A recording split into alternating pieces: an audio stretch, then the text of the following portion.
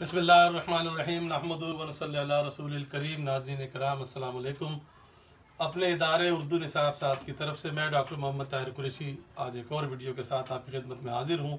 हमारा सिलसिला वही है यानी 12वीं जमात का उर्दू का पर्चा और उसका सवाल नंबर 2 अशार की तशरीह। आज के हमारे शायर हैं मिर्ज़ा असदुल्ला खां गालिब। वीडियो शुरू करने से पहले मैं ख़ास तौर पर अपने DJSN गवर्नमेंट साइंस कॉलेज के तलबा को हिदायत करता हूँ कि वो कापी कलम लेके बैठें और वीडियो देखने के बाद अपना रोल नंबर, अपना नाम वहाँ कमेंट्स वाले तबसरे वाले हिस्से में लिखें ताकि उनकी हाज़िरी हो और जो कुछ पूछना है वो भी वहीं पूछें।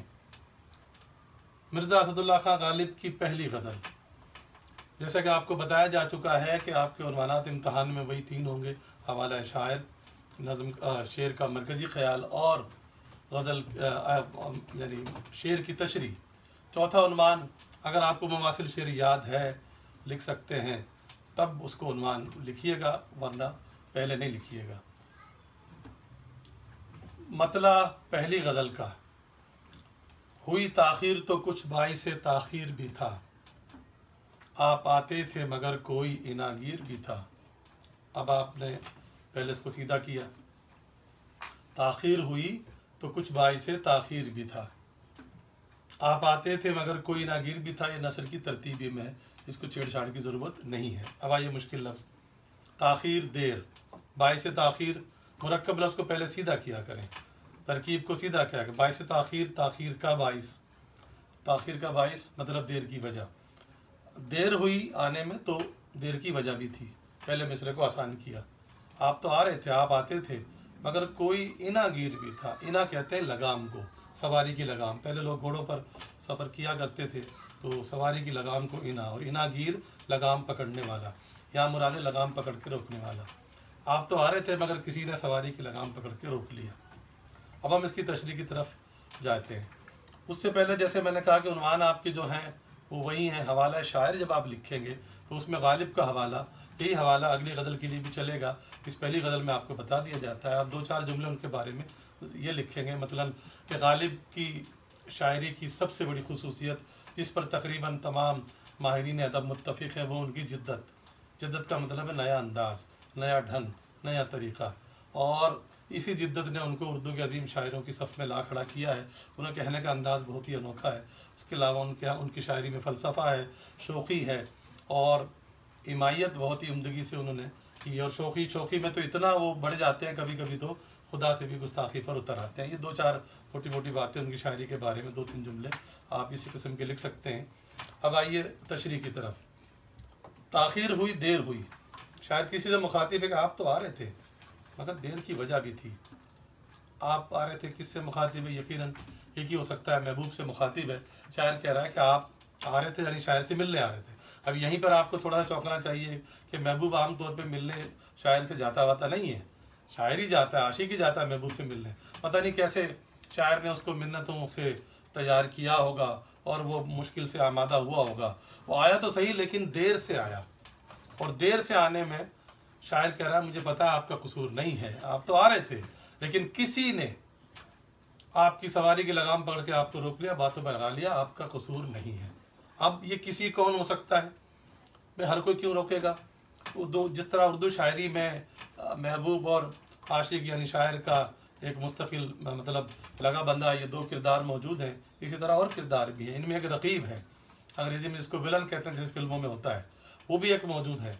उसका जिक्र भी हज़ार अशार में आपको मिलेगा। तो रकीब वो होता है जो नहीं चाहता कि महबूब और शायर आपस में मिले। तो यकीनन और किसी को क्या ज़रूरत है रोकने की? तो शायर ने नाम तो नहीं लिया, लेकिन इतना वाज़े इशारा है रकीब की तरफ कि भाई रकीब है जो नहीं चाहता कि आपकी मेरी मुलाकात हो। तो उसने आप मुलाकात को वो मनसूख तो नहीं करवा सका, लेकिन देर करवा दी, आपका कसूर नहीं है। अब यहाँ पर बज़ाहिर बात ख़त्म हो जाती है, लेकिन बात असल में ख़त्म नहीं हुई। ये गालिब है, ये गालिब का मखसूस अंदाज़ है, इशारों में इमायत, रमज़ व ईमा भी आप कह सकते हैं। इशारों में बात कह के फिर आपको थोड़ी सी दिमागी मशक करनी पड़ती है। बज़ाहिर शायर कसूरवार ठहरा रहा रकीब को, किस बात में? महबूब के देर से आने में। लेकिन क्या आप वाकई ये समझते हैं कि रकीब कसूरवार है? अगर थोड़ा सा गौर कीजिए तो रकीब का कसूर नहीं निकलेगा, कसूरवार निकलेगा महबूब। क्यों? कि भाई अगर महबूब मिलने के लिए आ रहा था तो रकीब की क्या मजाल थी कि उसको रोक लेता। अगर उसने रोकने की कोशिश भी की थी तो महबूब कह सकता कि नहीं भी अभी मुझे जाना है, बाद में बात करेंगे। तो महबूब रुका ही क्यों? ठीक है, महबूब रुका ही क्यों और उसकी बातों में आया ही क्यों और उसकी वजह से देर क्यों की, वो वक्त पे क्यों नहीं आया? तो कसूरवार तो है भाई महबूब। लेकिन जो बात इतनी आसानी से हमारी समझ में आ गई, क्या शायर की समझ में नहीं आई होगी? कि शायर को नहीं पता कि कसूर तो महबूब ही का है, लेकिन वो इल्ज़ाम रकीब के सर पे क्यों रख रहा है? भाई ये एक तरीका होता है जिसको ख़वातीन की ज़ुबान में कहते हैं कि बेटी पर रख कर बहू को सुनाना, यानी गालियाँ बेटी को देना, दरअसल वो पढ़ रही हो बहू को, बुरा भला उसे कहा जा रहा हो। तो शायर भी कसूरवार महबूब ही को समझता है, लेकिन इल्ज़ाम रकीब पर डाल रहा है। क्यों डाल रहा है? इसमें शायर की सियासत भी है, थोड़ी चालाकी भी, थोड़ा अपना मफाद भी है। शायर ये सोच रहा है कि अगर मैंने इसको अभी बुरा भला कहना शुरू कर दिया या नाराज़ हो गया मैं कि तुम देर से क्यों आए, उसकी बातों में क्यों आए, तो ऐसा ना हो कि ये अगला सिलसिला अभी ख़त्म हो जाए, आने जाने का थोड़ा बहुत जो सिलसिला शुरू हुआ है कभी उससे महरूम ना हो जाए और ऐसा ना हो महबूब नाराज़ हो जाए। तो वो अपने आगे के रास्ते बनाने के लिए, अगले रास्ते वो खुले रखने के लिए वो महबूब को कसूरवार नहीं कह रहा उसके मुंह पर और रकीब को कसूरवार कह रहा है। पहली बात तो यही बात है, जो देर से आता है उसूल तो यही है ना कि वो बताएगा ना मुझे क्यों देर हो गई, भाई ट्रैफिक था, ये वजह थी। महबूब तो बता नहीं रहा, शायर उल्टा सफाई पेश कर रहा है। पहले तो यही आपको चौंकना चाहिए कि कोई तो वजह है जो शायर सफाई पेश कर रहा है। वजह वही है कि वो नहीं चाहता महबूब से ताल्लुकात ख़राब हो, इसलिए उसने देर से आने का इल्ज़ाम जो है रकीब के सर पे धर दिया है। तो इसका मरकज़ी ख्याल ये हो सकता है कि महबूब के देर से आने का ज़िम्मेदार शायर बज़ाहिर रकीब को, लेकिन असल में महबूब ही को समझता है। और इसका मुमासिल शेर शायद ये मुमकिन हो कि ताख़ीर जो हुई है तो इसका गिला नहीं, मैं जानता हूँ बाइसे ताख़ीर कौन है। अगला शेर, तुमसे भेजा है मुझे अपनी तबाही का गिला, इसमें कुछ शाये बाए खूबी तकदीर भी था। इसको पहले सीधा करेंगे, मुझे अपनी तबाही का गिला तुमसे भेजा है, इसमें कुछ शाये बाए खूबी तकदीर भी था, दूसरा नज़र की तरतीबी में है। अब आइए, गिला शिकवा, तबाही बर्बादी, इसको आसान करते हैं, आसान जुमला बनाते हैं। मैं अपनी बर्बादी का गिला तुमसे करूं तो भेजा है, भेजा का मतलब बिला वजह, गलत, खामखा, यूं ही बेसबब। अगर मैं अपनी तबाही का गिला तुमसे करूं तो ये गलत है। अच्छा भाई, ये हैरान होने वाली बात है। आमतौर पे तो तमाम ही शायर हजरात महबूब को ही जिम्मेदार समझते हैं, लेकिन शायर कह रहा है कि नहीं नहीं ऐसी बात नहीं है। अच्छा, पहले अगले मिसरे को सीधा कर लेते हैं, फिर आगे चलेंगे। इसमें कुछ शाये बाए खूबी तकदीर भी था। पहले मुरक्कब को सीधा कीजिए, चाहे वो 3 का हो, 2 का हो, 4 का हो, उल्टी तरफ से आते हैं, सीधा करने का उसूल है। तकदीर की खूबी का शायबा भी था, तकदीर किस्मत मुकद्दर नसीब, तकदीर की अच्छाई खूबी अच्छाई का शायबा भी था, इम्कान भी था, दखल भी था, हाथ भी था। इसमें कुछ, किसमें, जो पहले मिसरे में बात है, तबाही में, मेरी बर्बादी में मेरी तकदीर की खूबी का भी हाथ है, मेरी तकदीर की खूबी का भी दखल है। बर्बादी में और तकदीर की खूबी, तो यहीं आप चौंक जाएं तो भाई ये गालिब है, ये गालिब का मखसूस अंदाज़ है।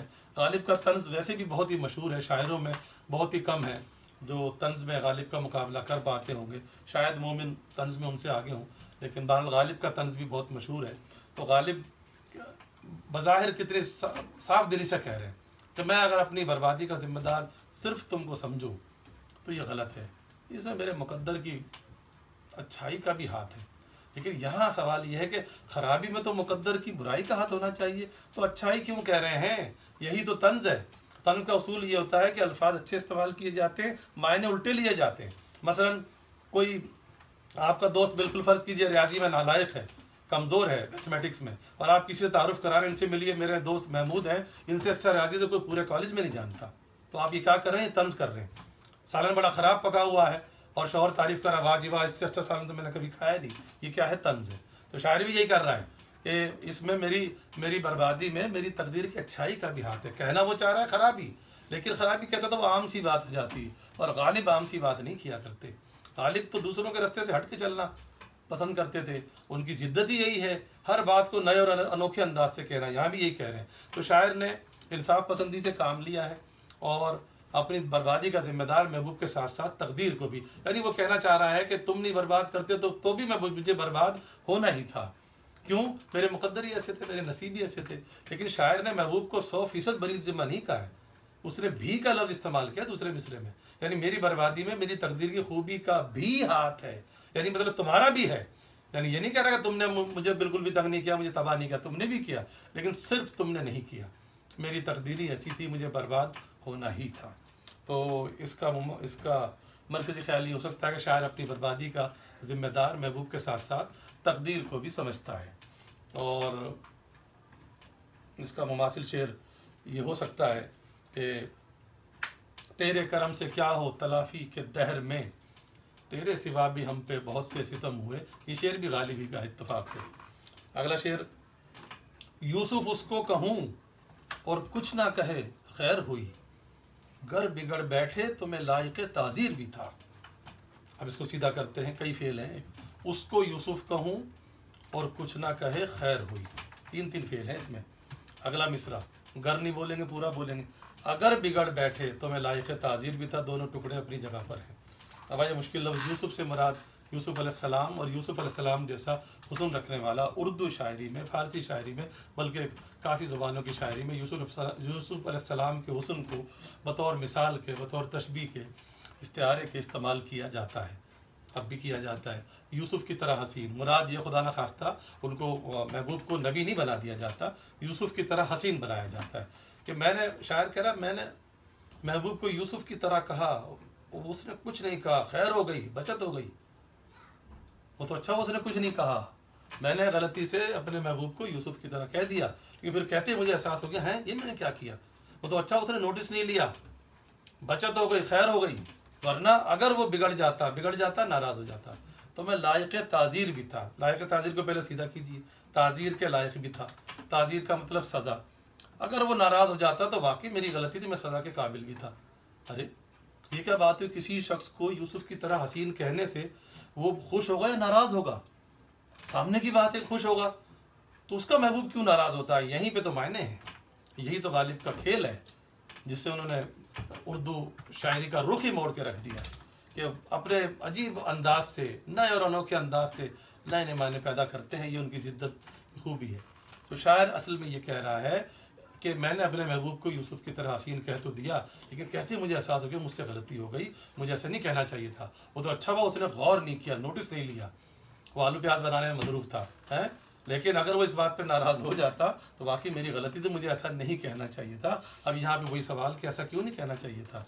अगर आप किसी आम से बैट्समैन को, क्रिकेट क्योंकि ज़्यादातर खेली और समझी जाती है बरसगीर पाक व हिंद में, जो सही मानों में बर्रअज़ीम पाक व हिंद उसको कहना चाहिए, लेकिन चलिए जो राइज है, तो क्रिकेट की मिसाल इसलिए दे रहे हैं कि अगर किसी आम से बैट्समैन को अगर वो कहते तुम तो टेंडुलकर की तरह हो, तुम तो मोहम्मद यूसुफ की तरह हो, तुम तो रिकी पोंटिंग हो, तुम ब्रायन लारा हो, उसको तो खुश होना चाहिए, तो नाराज़ नहीं होना चाहिए कि मुझे इतने अजीम बैट्समैनों से मिलाया जा रहा है।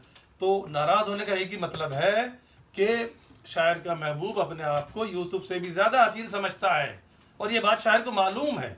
अगर मालूम नहीं हो तो फिर गलती किस बात की? ये बात शायर जानता भी है कि मेरा महबूब अपने आप को पूरी कायनात से हसीन समझता है, और मैंने यूसुफ के बराबर कह दिया, की तरह कह दिया, मुझे कहना चाहिए था उससे ज़्यादा।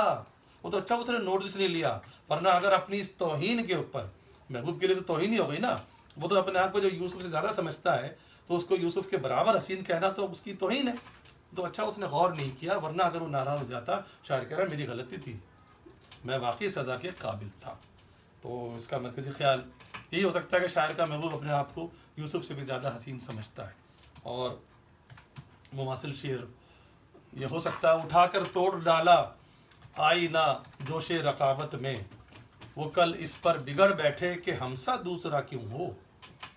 अगला शेर मशहूर ज़माना ज़रबुल मसल बन चुका है, सबसे ज़्यादा आता भी है। पकड़े जाते हैं फरिश्तों के लिखे पर नाहक, आदमी कोई हमारा दमे तहरीर भी था। दूसरे मिसरे में सवाल है, सवालिया निशान भी लगा हुआ है, तो उसको नसर बनाते वक्त हम सवालिया लफ्ज़ लगा सकते हैं। पहले मिसरे को सीधा करें, फरिश्तों के लिखे पर नाहक पकड़े जाते हैं, या नाहक फरिश्तों के लिखे पर पकड़े जाते हैं, दोनों ठीक है। दूसरे में क्या क्यों कब लगा सकते हैं, क्या कोई हमारा भी आदमी दमे तहरीर था।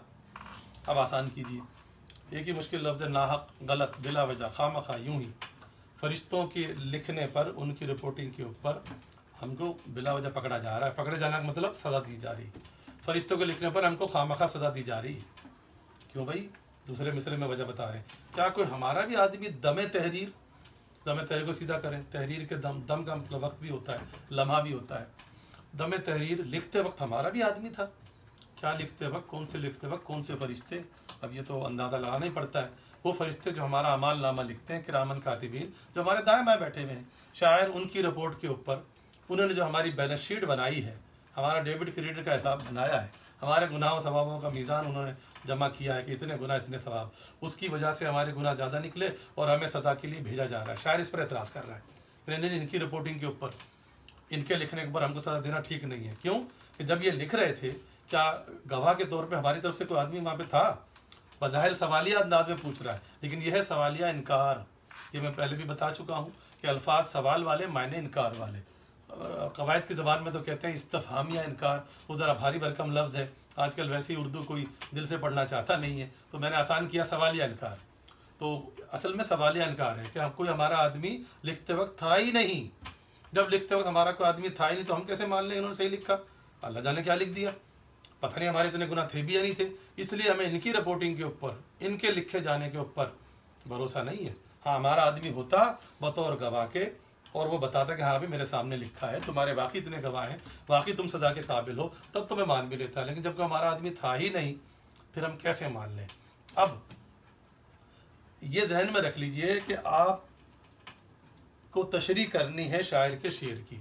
शायर का ख्याल कितना भी गलत है, फजूल है, बेकार या बकवास ही क्यों ना हो, आपको तशरीह करनी है। बेशक उसके बाद आप तबसरा कर सकते हैं अगर वो बिल्कुल सरीहन गलत बात है, तो दरअसल तो ये गुस्ताखी शायर ने की है।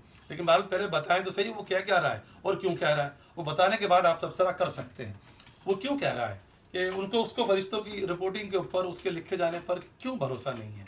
शायर बहुत पीछे गया है। शायर उस वाक़े को याद कर रहा है, शायर के जहन में वो तासुब बैठा हुआ है। शायर कह रहा है कि भाई ये फरिश्तों की हमारी कभी इंसानों की बनी ही नहीं। क्यों भाई?